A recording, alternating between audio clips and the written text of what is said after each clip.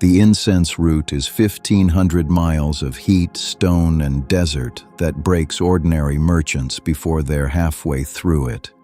The column moving north toward Jerusalem is not ordinary. Hundreds of camels, loaded so heavily their knees buckle at rest, are carrying frankincense and myrrh, the ancient world's most valuable commodities, whose scent drifts half a mile downwind and announces the caravan long before it comes into view. Beneath the spices, gold in quantities that would humble a treasury, precious stones gathered from the outermost edges of the known world. This is not cargo. This is a declaration. At the head of it all is a woman, an unnamed queen. She has been traveling for months, and she has not come to negotiate. She has not come to surrender. She has heard something about the King of Jerusalem, something about his wisdom, and she has decided she needs to see if it is true. She is coming to test him. This is Bible Stories Unearthed, where we retell the narratives of Scripture alongside the history, archaeology, and ancient world that give them their full weight. Today, the Queen of Sheba, one of the most compelling and elusive figures in all of Scripture, and the centuries-long search for the kingdom she may have ruled. Sometime in the 10th century BC, the ancient world ran on a commodity that most people today have never held in their hands: frankincense, myrrh. Aromatic resins harvested from trees that grew almost nowhere except a narrow band of territory in the southern Arabian peninsula. These were not luxuries in the modern sense of the word. In the ancient world, incense was burned at every altar from Egypt to Mesopotamia, used in burial rites, traded at the courts of the great powers, and valued by weight alongside gold. Whoever controlled its production and the routes it traveled controlled something close to the ancient world's equivalent of oil. The people who managed that trade were the kingdoms of South Arabia, among them the Sabaeans, whose capital city of Marib sat in what is now modern Yemen. Excavations at Marib have uncovered a civilization of genuine sophistication. A great temple to the moon god Al-Makah, the remains of an ancient irrigation dam, and hundreds of stone inscriptions that document the reach and ambition of their trading networks. These were not isolated desert peoples. They were architects, engineers, and merchants whose caravans stretched from the frankincense groves of the south to the palaces of the Levant. In the 10th century BC, this civilization was actively expanding, a regional power on the rise, its greatest monumental achievements still a century or two ahead of it. Into this world steps our figure, a queen, unnamed in the biblical text, from a kingdom rich enough to make the most celebrated court in the ancient Near East take notice. The account appears in the 10th chapter of 1 Kings, and it opens with a statement of unmistakable purpose. The Queen of Sheba has heard of Solomon's fame, his wisdom specifically, and she comes to test him with hard questions.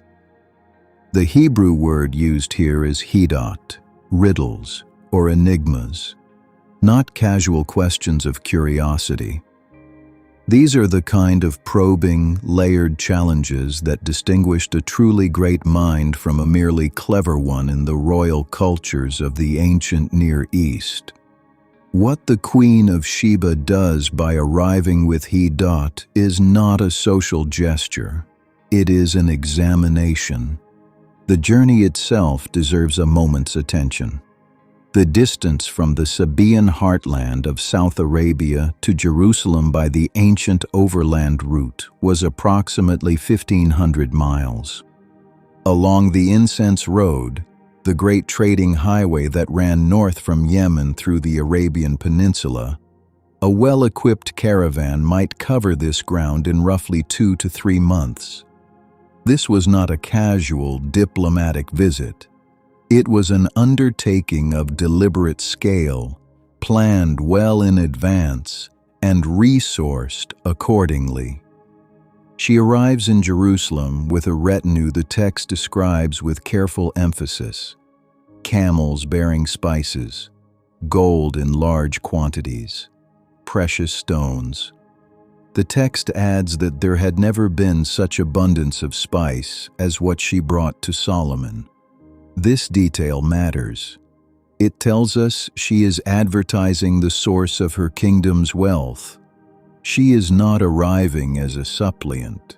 She is arriving as a peer, displaying strategically exactly what makes her kingdom worth engaging with. And Solomon answers everything she asks. The text is precise on this point. There was nothing hidden from him that he could not explain to her. She then sees in order the house he has built, the food at his table, the seating of his officials, the attendance of his servants, their clothing, his cupbearers. And then, and here the text has generated centuries of scholarly debate, what the King James Bible renders as his burnt offerings at the temple. The Hebrew word in 1 Kings 10:5, olato, has traditionally been translated as burnt offerings, and on that reading, she is witnessing the full religious and ceremonial life of Israel, the sacrificial worship at the temple Solomon built for the God of Israel. But the parallel passage in 2 Chronicles 9:4 uses a different word, ahliyato, which means an ascent or a stairway. Many scholars, supported by the ancient Greek translation of the text, argue she was instead struck breathless by the sheer architectural scale of Solomon's approach to the temple. Whether it was the theology of his sacrifices or the staggering grandeur of his architecture, or both, that left her speechless, the text is unambiguous about her reaction.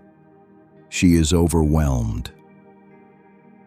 Her response, recorded in the text, reads almost like a formal declaration. She tells Solomon she did not believe the reports until she came and saw with her own eyes. And the half, she says, was not told to her. His wisdom and prosperity exceeded every account she had received. In the diplomatic register of the ancient Near East, this is a remarkable statement. A queen of a wealthy and sophisticated kingdom, someone who would not be easily impressed by spectacle, is testifying in his own court that the reality of Solomon's achievement surpassed its reputation. She came to test. She tested. And this is her verdict. She presents her gifts, the gold, the spices, the stones. Solomon gives her in return all she desired, whatever she asked, along with gifts from his own royal supply. And then, the text says plainly, she returned to her own land with her servants.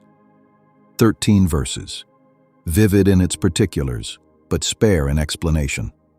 The queen arrives, she tests, she sees, she speaks, and she leaves.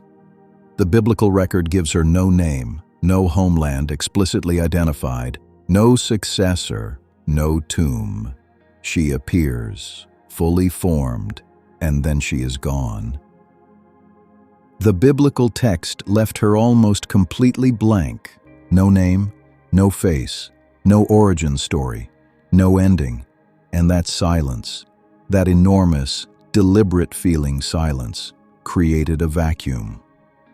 3 of the world's great civilizations looked into it, and each one poured in their own ultimate ideals of power, faith, and lineage.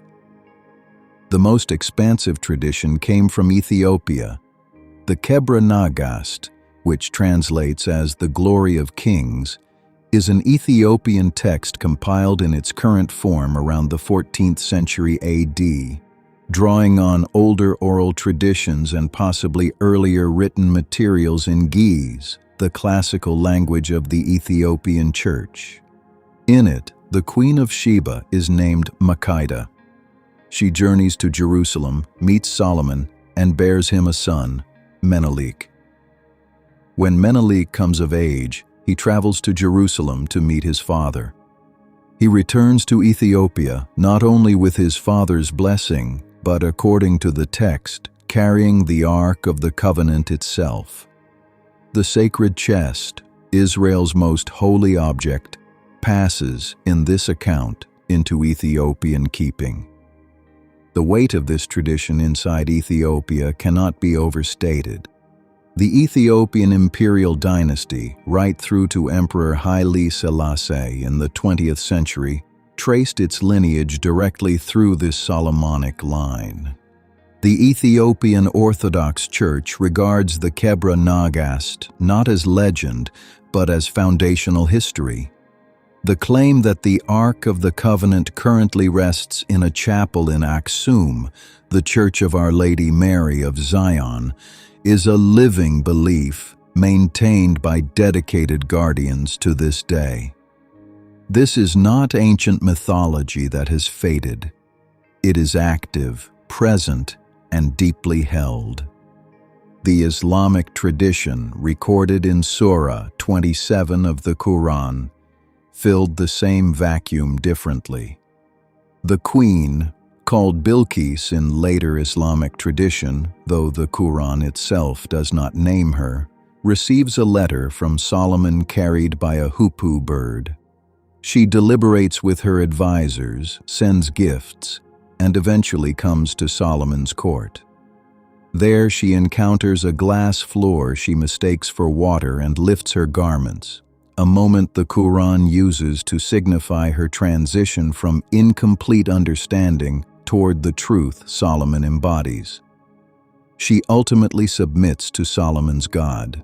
Her wisdom is not confirmed, it is reoriented.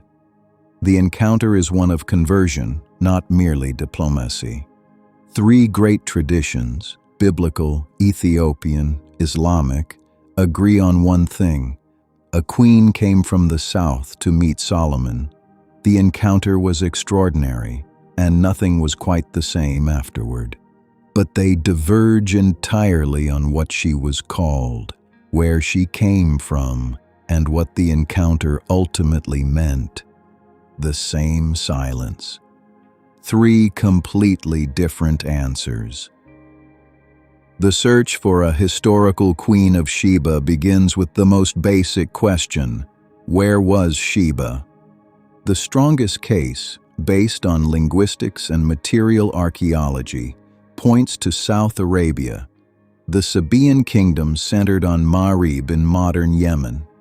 The word Saba in South Arabian stone inscriptions corresponds directly to the biblical Sheba.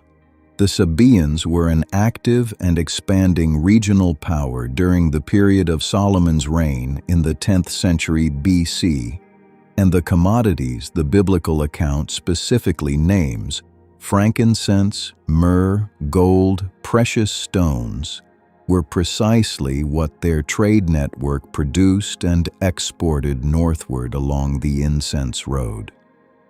The complication is straightforward. No South Arabian inscription from the 10th century BC names a ruling queen. The Sabaean rulers of this period were primarily male, but this is where the broader ancient Near Eastern record becomes significant.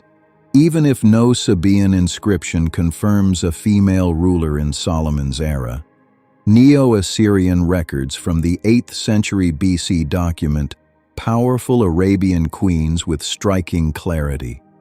Tiglath-Pileser III and Sargon II both recorded dealings with queens, named Zabube, Samsi, and Yatie, who commanded vast trading networks, led diplomatic coalitions, and controlled desert routes across the Arabian Peninsula. These women were not marginal figures. They appear in imperial Assyrian annals as major political actors. The existence of wealth-commanding, trade-controlling Arabian queens is not a biblical invention or an Ethiopian legend. It is documented history. The absence of a 10th-century Sabaean inscription naming a queen means we lack a specific confirmation. It does not mean such a ruler was implausible. The name Sheba itself appears twice in the genealogies of Genesis 10, once in a lineage associated with Africa and once in a lineage associated with South Arabia, which may reflect a world in which the Red Sea was a corridor of shared culture rather than a hard boundary between separate civilizations. The Kebra Nagast presents a different challenge. The text is historically significant, foundational to Ethiopian national identity for centuries, but it was compiled more than 2,000 years after the events it describes. It cannot serve as contemporaneous historical evidence, however important it is as a document of living tradition. What the evidence leaves us with is this: a sophisticated southern trading kingdom whose name matches the biblical Sheba, a diplomatic visit described in careful detail by what appears to be a court chronicle, and a figure, a queen, for whom history has preserved no name, no monument, and no inscription of her own, but who is, at least in her broad outlines, entirely plausible in the world the archaeology reveals. What the Queen of Sheba actually did, stripped of all later tradition, taken only from the 13 verses of 1 Kings, is quietly remarkable. She heard a report she could not explain. She traveled 1,500 miles across desert to test it herself, and when the reality exceeded the report, she said so plainly, in the court of a foreign king, without qualification. There is something in that posture, the willingness to move toward an uncomfortable question rather than away from it, that speaks across 3,000 years. She did not send envoys. She did not wait for further confirmation. She came to see, and the question that hangs over her story is the same one it has always been. Who was she really? A Sabaean queen whose trading empire touched Jerusalem, an East African ruler whose legacy became the foundation of a nation's identity, a historical figure whose particulars were too significant to forget but too distant to preserve. Every tradition that remembered her believed she mattered. None of them agreed on why.